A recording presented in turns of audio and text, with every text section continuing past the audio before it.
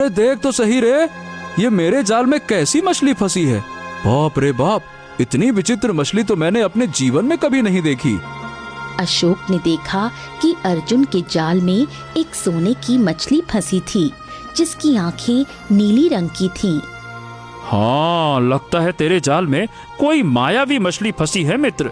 अरे भाई, तेरा भाग्य बदल गया, किस्मत वाला निकला तू। तभी वो मछली मनुष्य की आवाज में बोलने लगी। मुझे छोड़ दो। अर्जुन डर गया। अरे बाप रे बाप, हे भगवान, ये मछली मनुष्य की आवाज में बात कर रही है रे अशोक। ये कोई साधारण मछली नहीं है। ये मुझे कुछ बहुत ही बड़ा रहस्य लग रहा है। अरे अर्जुन, इसको छोड़ने की भूल मत करना। क्या पता ये कोई राक्षसी हो या पिशाचनी, और जैसे ही तू इसे छोड़ेगा ये हम दोनों को मार दे तो फिर क्या करेंगे? तभी मछली की आंखों से आंसू बहने लगे। मुझे छोड़ दो। अगर तुम मुझे छोड़ दोगे तो मैं तुम्हें एक ऐसी चमत्कारी वस्तु दूंगी जिससे तुम अपना भाग्य बदल सकते हो। ये सुनकर अर्जुन चौंक गया। कुछ देर बाद अर्जुन ने मछली से कहा, अरे देखो देखो देखो, तुम्हें कुछ भी देने की आवश्यकता नहीं है। तुम्हारे आंसुओं ने मुझे अंदर तक पिघला दिया है। मैं समझ गया कि तुम परेशानी में हो। मैं तुम्हें ऐसे ही छोड़ता हूँ, ठीक है? आराम से जाओ जाओ जाओ जाओ जाओ जाओ। इतना कहकर अर्जुन ने मछली को आजाद कर दिया। अबे क्या जाओ जाओ जाओ जाओ, ये क्या किया तूने यार? ये क्या? अरे यार, तुझसे बड़ा मूर्ख आदमी नहीं देखा। ये क्या कर दिया तूने? हैं? ये क्या कर दिया? क्या छोड़ दिया? अबे पागल वागल हो गया है क्या? उस मछली के आंखों के आंसू तुझे नहीं दिखाई दिए क्या? हाँ, बेचारी इतनी परेशान थी, इसीलिए मैंने छोड़ दिया। मगर अगले ही पल अचानक वो मछली तालाब से निकलकर रंग बिरंगी किरणों से एक जल परी में प्रकट हो गई। जल परी ने तुरंत अपना हाथ अर्जुन के आगे कर दिया। उसके हाथ में एक सफेद रंग का मोती था। इस मोती को पकड़ लो। ये एक मायावी मोती है। ये तुम्हारी एक इच्छा पूरी कर सकता है। तुमने मेरी मदद की है, इसलिए मैं तुम्हारी मदद करूंगी। केवल एक इच्छा? हाँ, केवल एक इच्छा, परंतु ध्यान रखना, इसमें इच्छा बहुत सोच समझ कर मांगना और इसकी सुरक्षा करना। अगर ये किसी गलत मनुष्य के हाथ पड़ गया तो फिर ये मोती बदला भी लेना जानता है। मैं कुछ समझा नहीं।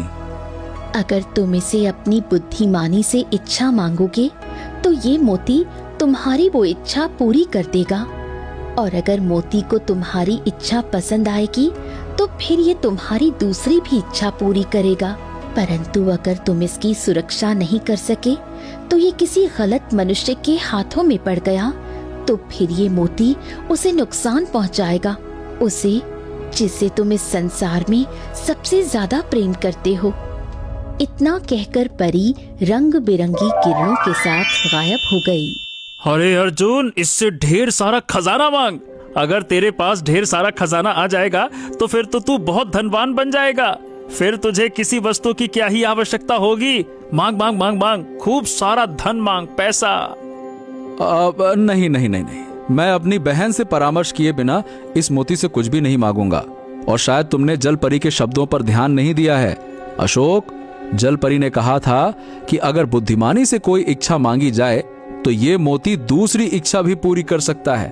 और जो इच्छा तुम बता रहे हो, वो इच्छा पूरी करने के बाद मनुष्य के मन में लालच आ सकता है, पर मैं लालची नहीं बनना चाहता।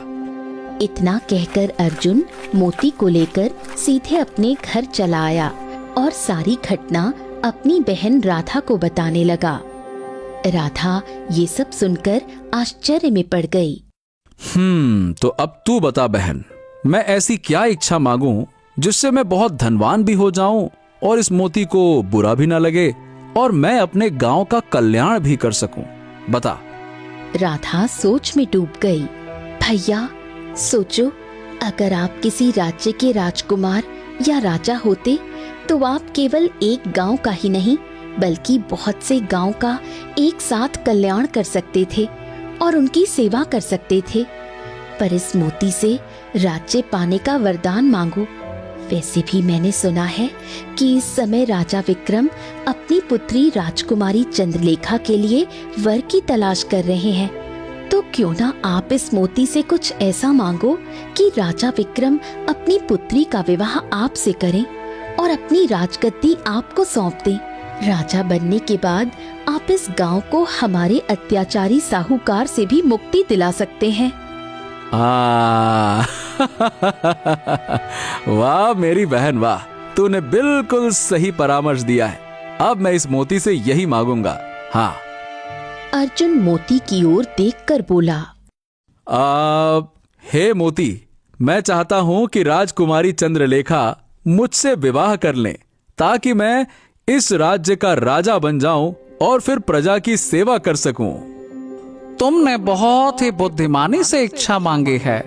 इस इच्छा से तुम्हें न केवल धन प्राप्त होगा बल्कि शासन भी प्राप्त होगा, क्योंकि तुम्हारे मन में लोगों के प्रति भलाई करने की भावना है।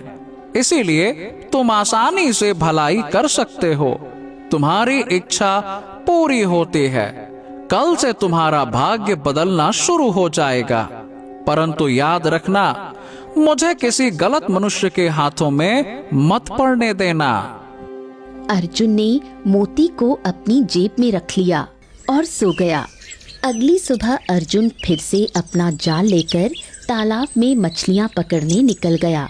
तालाब के किनारे पहले से अशोक बैठा था। हाँ, तो क्या बात है अर्जुन, क्या मांगा बता ना। मोती से क्या मांगा तूने? अब मैंने मोती से इच्छा तो मांग ली है और मैंने मोती से राजकुमारी से विवाह करने की इच्छा मांगी है। ये सुनकर अशोक के मन में जलन आ गई, लेकिन उसने अर्जुन के सामने जाहिर नहीं किया। अगले ही पल घोड़े की आवाज उन दोनों के कानों से टकराई और एक लड़की की चीख सुनाई दी। अर्जुन और अशोक दौड़ते हुए उसी दिशा में चले गए। एक राजकुमारी घोड़े से गिरी हुई कराह रही थी। आह आह! अरे अरे अरे अरे, क्या हो गया आपको? मेरा नाम राजकुमारी चंद्रलेखा है। अचानक मेरा घोड़ा बेकाबू हो गया और मैं गिर गई। मेरे पाँव में मोच आ गई है। मैं मोच सही करने में माहिर हूँ। लाई, अपना पैर दिखाइए। इतना कहकर अर्जुन ने उसके पाँव की मोच को ठीक कर दिया। राजकुमारी उठकर खड़ी हो गई। ये लो मेरा हार, मेरी तरफ से तुम्हारे लिए छोटा सा इनाम। मैं मदद करने के लिए इनाम नहीं लेता। मुझे किसी ऐसे ही पुरुष की तलाश थी जिसके मन में धन का लालच ना हो। इतना कहकर राजकुमारी चंद्रलेखा वहां से चली गई। कुछ देर बाद अशोक अपने घर आ गया। तभी वहां राजकुमारी चंद्रलेखा अपने पिता को लेकर पहुंची। राजकुमारी चंद्रलेखा के पिता राजा विक्रम अर्जुन की ओर देखकर बोले, तो अर्जुन, तुमने हमारी बेटी की मदद की। हमारी बेटी तुमसे प्रेम करने लगी है। बताओ, क्या तुम मेरी बेटी से विवाह करोगे? राजकुमारी से कौन विवाह नहीं करना चाहेगा महाराज। ठीक है, तो हम अपनी पुत्री का विवाह तुमसे करने के बाद तपस्या करने के लिए जंगल चले जाएंगे। उसके बाद तुम्हें राज्य की बागडोर संभालनी होगी और मुझे विश्वास है कि तुम मेरा राज्य मुझसे भी अच्छी तरह कुशलता पूर्वक चलाओगे। चलो, अब तुम्हारा घर ये नहीं बल्कि हमारा महल है। राजा विक्रम अर्जुन और उसकी बहन राधा को अपने महल ले आए। अगले दिन राजकुमारी चंद्रलेखा और अर्जुन का विवाह संपन्न हो गया। विवाह के बाद राजा विक्रम अर्जुन को अगला राजा घोषित कर देते हैं और तपस्या के लिए वन चले जाते हैं। समय ऐसे ही बीतने लगा। अर्जुन की बहन राधा भी अब राजकुमारी जैसा जीवन व्यतीत करने लगी। एक दिन राधा के सामने व्यंजनों का भंडार था और राधा उन सभी व्यंजनों को देख रही थी। तभी अर्जुन वहां पहुंचा। आहा! क्यों राधा? आहा, अब बोलो। मैंने कहा था ना, एक दिन ऐसा जरूर आएगा कि तुम्हारे सामने स्वादिष्ट भोजन का, व्यंजनों का, पकवानों का भंडार होगा और तुम्हें चुनाव करना होगा कि तुम कौन